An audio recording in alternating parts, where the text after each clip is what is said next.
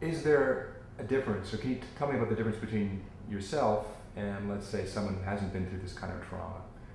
I think normal people don't get triggered by candles. There was a point in my life when I couldn't even have candles on the table because the fire, the flame from the candle would take me back to the fire to the 78th floor of the World Trade Center.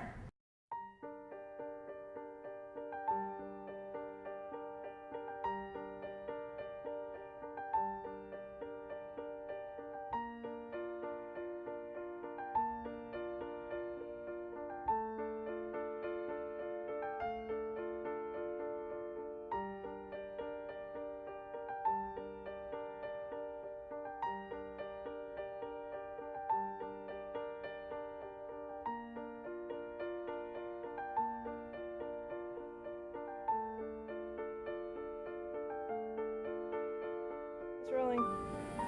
Okay, great. Linda, tell me how much time has passed by? Well, it's almost 2 years now. Approached me after seeing my 9/11 documentary at the Tribeca Film Festival. We want to make a film about our group. We want you to make it. We trust you. We know that you would understand our story.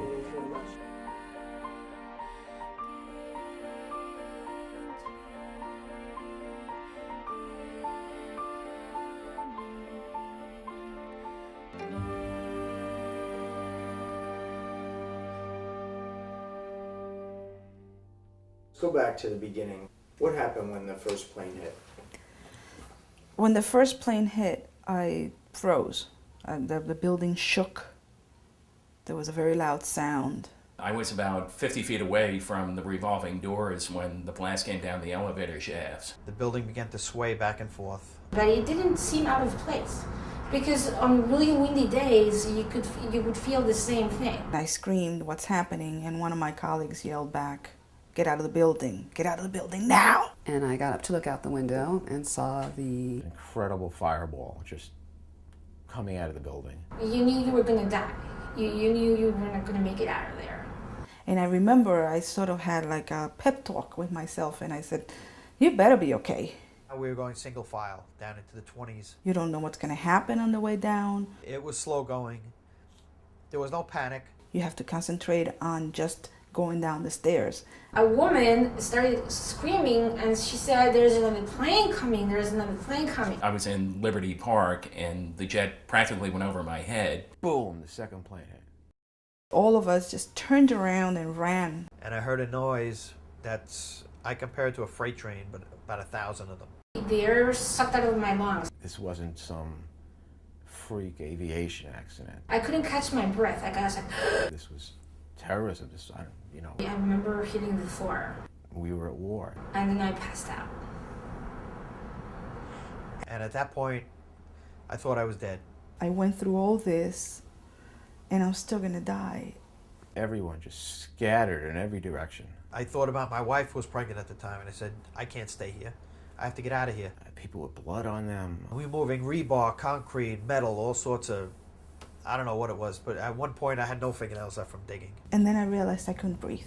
Chunks of building the size of cars coming down. Dug my hand into my mouth and I pulled out a wad. And when I got through the smoke there, beautiful weather out there, but everything was white, like a snowstorm. I couldn't comprehend what we were going through. It was total blackness. Total blackness. It was like truly the world had ended. It wasn't a matter of making wrong choices or right choices. It was just the way there was such a fine line between people that lived and died.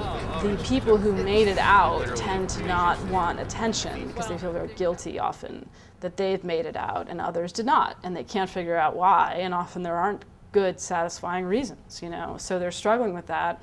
And a lot of them felt like, the families of those who had died deserved all of the attention. It's really hard to explain survivor guilt to somebody who hasn't gone through it because it doesn't make any sense. I don't know why I lived and why someone else died.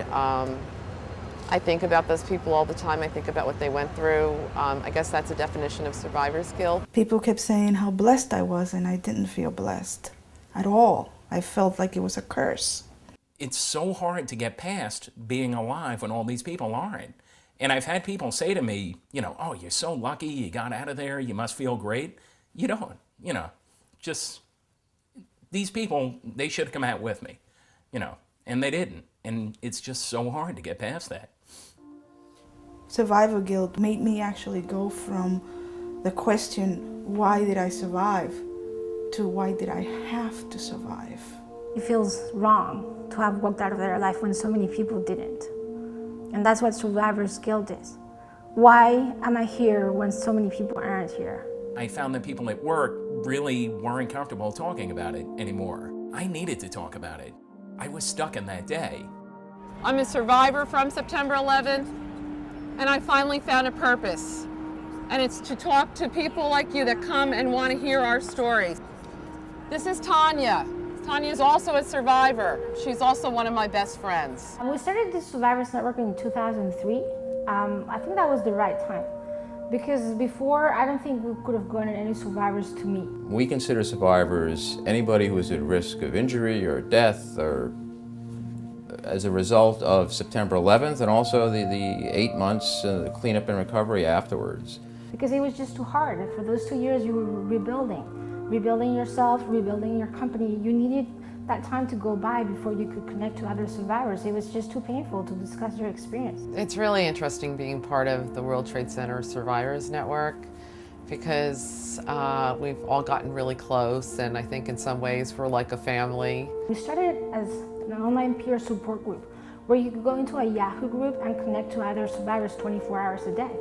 They shared the same experience and they didn't feel alone and isolated, so that they were able to talk and share their experience in a safe environment. One day you were having a bad day and you would post it online, hey guys, I'm having a really bad day, I'm having flashbacks, and you would post that, and within 30 minutes you could get 40 replies of people saying, I know what you feel. It was so interesting to see that there's so many people who went through the same thing, but they have their own unique experience. And to also recognize that how you see things really has a lot to do with your past.